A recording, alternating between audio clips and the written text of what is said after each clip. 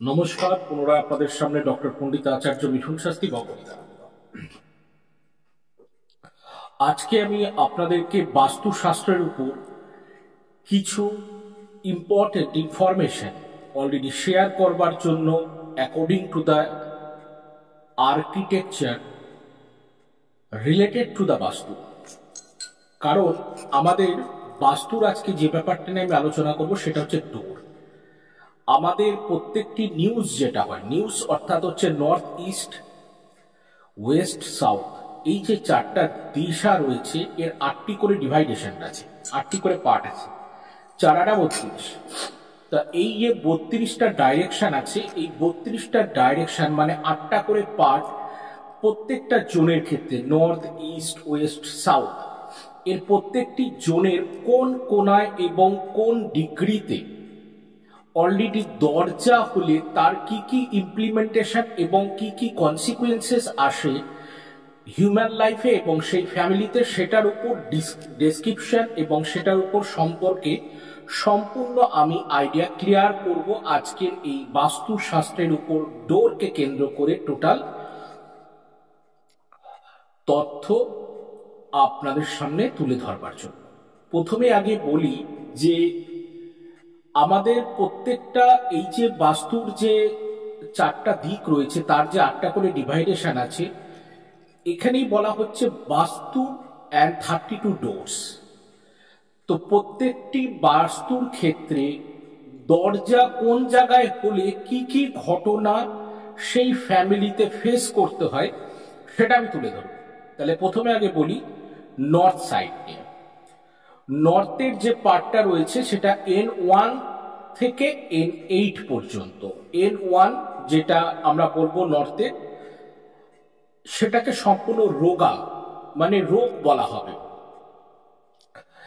এটা হচ্ছে এই N1-এ যদি কারো বাস্তুর দরজা মূল দরজা হয়, বহু জায়গায় ভিজিট করে, বিভিন্ন স্থানে যায়, কিন্তু অন্য মানুষের দ্বারা সেই বাড়িতে দেখা যায় প্রচন্ড পরিমাণ ক্ষতি হতে। N2-তে নাগা বলা হয়, সেটা হচ্ছে সম্পূর্ণরূপে প্রচন্ড পরিমাণে শত্রুতা এবং জেলাসি তৈরি হয় ওই ফ্যামিলিতে যারা N2 এ মূল দরজা থাকবে। আমি সম্পূর্ণ মূল দরজার উপরে বলছি। কিন্তু N3 যেটা বলা হচ্ছে সেটা হচ্ছে মুখ্যা। এখানে গেমস মানে লাভ রয়েছে এবং ওভারঅল সাকসেস দেখা যায়। N4 ভল্লাট বলা হচ্ছে N4 কে। এখানেও টাকা পয়সার ক্ষেত্রে লাভবান এবং প্রচুর অ্যাসেটস আসে অ্যানসিস্টার্স থেকে, মানে উত্তরাধিকারী সূত্রে অ্যাসেট লাভ হয়। N5 যেটা সোমা, এখানে যদি এন্ট্রান্স হয় তাহলে প্রচন্ড পরিমাণে টাকা বা কনস্ট্যান্ট ফ্লো থাকে মানির, এবং বিভিন্ন ক্ষেত্রে দেখা যায় যে রিলিজিয়াস অ্যাক্টিভিটিসের প্রতি সেখানে প্রচন্ড বড়ভাবে সেই ফ্যামিলির লোকেরা অ্যাটিউন্ড এবং অ্যাটাচ থাকে। N6 ভুজং যেটাকে বলছে উইক সোশ্যাল কানেক্টিভিটি থাকে, মানে সমাজের সঙ্গে কানেকশনটা, কমিউনিকেশন ওরিয়েন্টেড ব্যাপারটা কিন্তু একটু উইক থাকে এবং সেটা পরিষ্কার বোঝা যায়।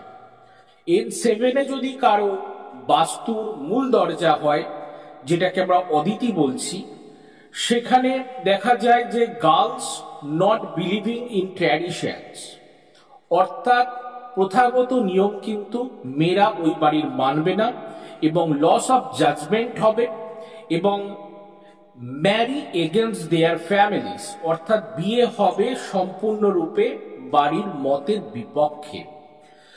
এইবার N8-এ যদি কারো বাস্তু হয় মুখ্য দরজা,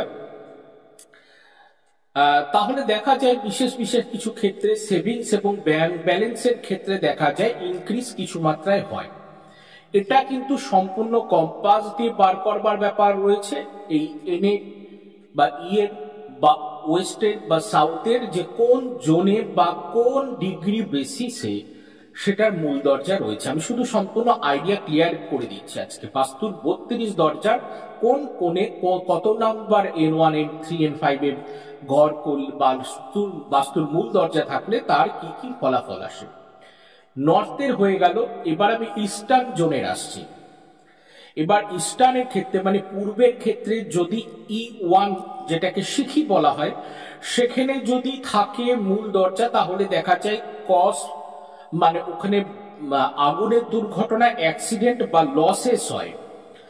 যদি প্রজন্ম মানে E2 এ থাকে তাহলে প্রচন্ড বাজে খরচ হয় এবং সেই বাড়িতে বিশেষ করে দেখা যায় প্রচুর মেয়ে থাকে, মানে ছেলের থেকে মেয়ের সংখ্যা বেশি থাকে, মেয়ে সন্তান বেশি হয়।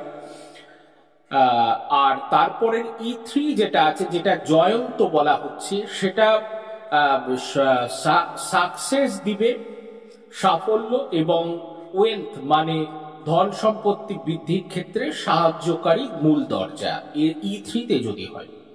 E4 যেটা ইন্দ্র, এখানে অপরচুনিটি আসে এবং গভর্নমেন্ট অফিসিয়ালস থেকেও বেনিফিট আসে।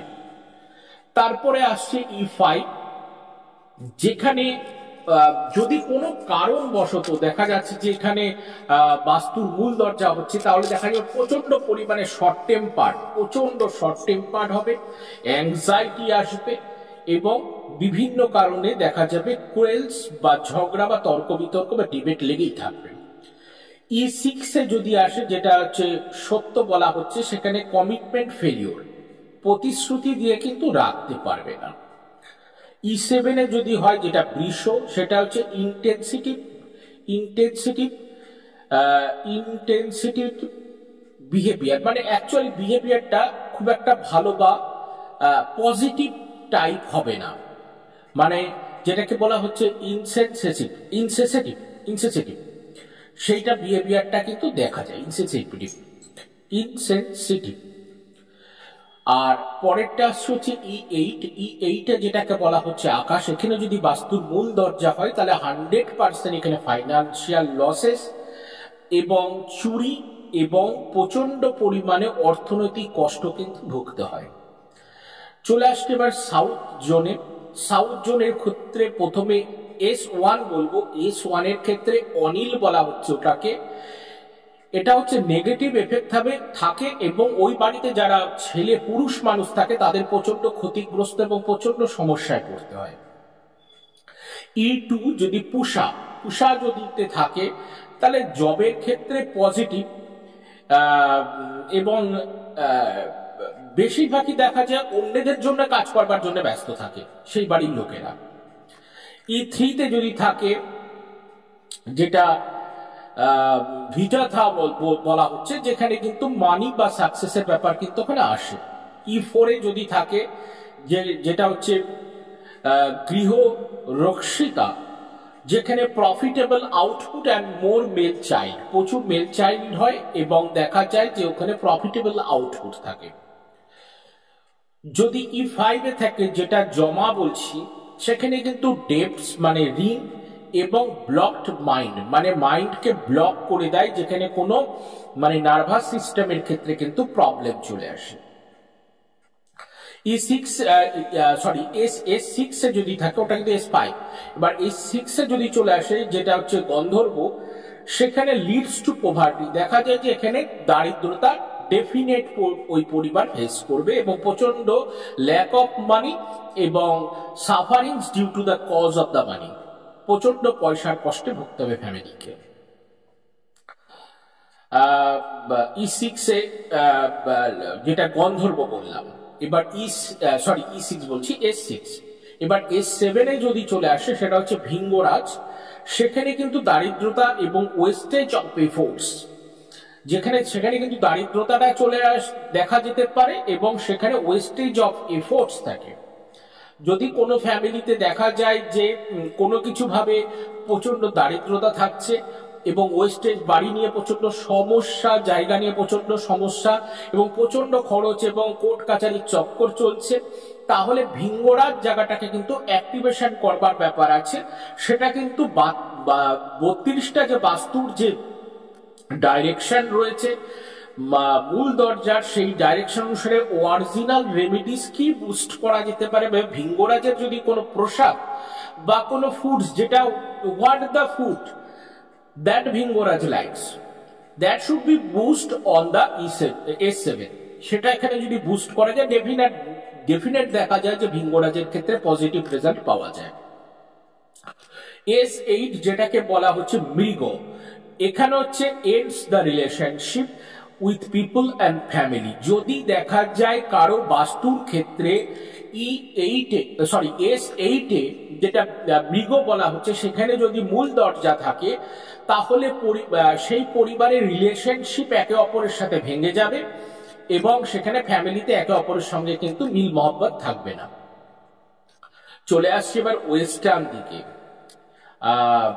আমি ইস্ট বললাম, নর্থ বললাম, সাউথ বললাম, এবার চলে আসছি নর্থ ইস্ট সাউথের পর চলে আসছি ওয়েস্টে।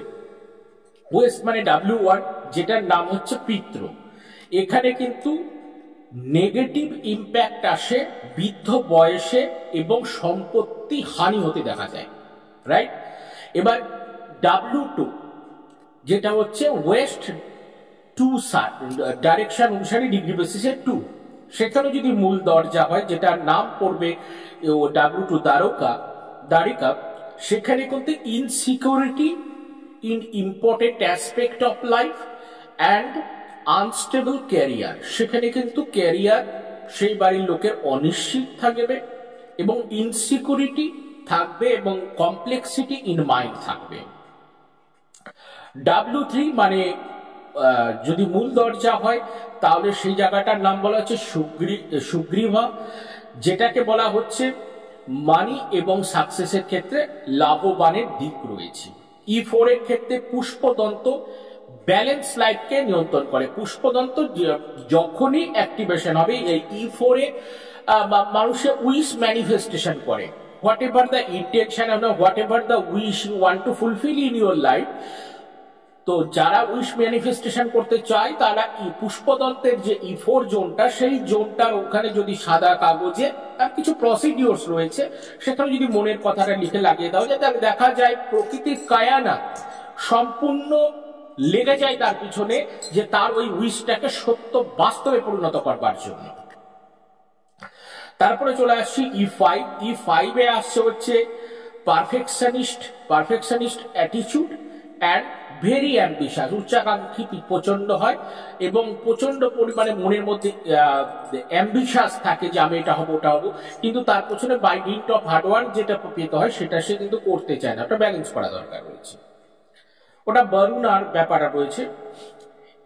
W6 এরপর চলে আসছে যেটা হচ্ছে নাকারাত্মক, যেটাকে বলা হচ্ছে যে এখানে দেখা যায় আনসাকসেসফুল এক্সপেকটেশনস, অর্থাৎ এখানে যদি বাস্তুর মূল দরজা থাকে তাহলে আনসাকসেসফুল এক্সপেকটেশনস রয়েছে ওই ফ্যামিলির মধ্যে থাকবে, সেই পার্সন ওই ফ্যামিলির মধ্যে যারা থাকবে, মানে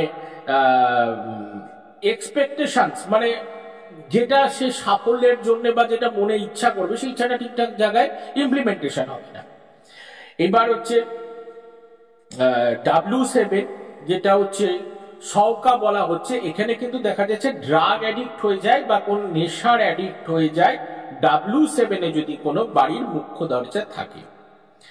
এবার W8 এ যদি কারো মুখ্য দরজা থাকে বাস্তু, যেটার নাম হচ্ছে আমি বলবো হচ্ছে পাপাক্ষমা, যেটা আমরা টোটালি বিশ্বকর্মা প্রকাশ গ্রন্থ থেকে পাই বা বিভিন্ন রকম যে শাস্ত্রের বাস্তুর উপর বই রয়েছে সেখান থেকে পাই।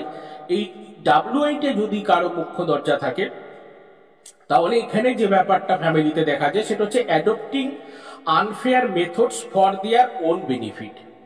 এমন কিছু জিনিসের সঙ্গে তার লাগাব হবে যেই লাগাবটা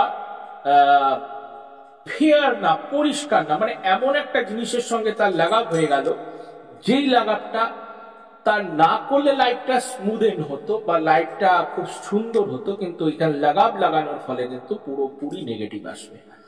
তাহলে এই যে ব্যাপারটা রয়েছে, আমি টোটাল 32 ডোজ কোন দিকের কোন 1 2 3 থেকে 8 করে ভাগ করে কোন কোণে সেটা কম্পাস দিয়ে বার করে নিতে হয়, বার করে ওটাকে দেখতে হয়। যদি তার মধ্যে এর যে কোনটাই আপনার নেগেটিভ আছে সেখানে যদি বাস্তুর মূল দরজা পড়ে যায়, তাহলে যেই ঘটনা আমি বললাম সেটা প্রমিস থাকবে।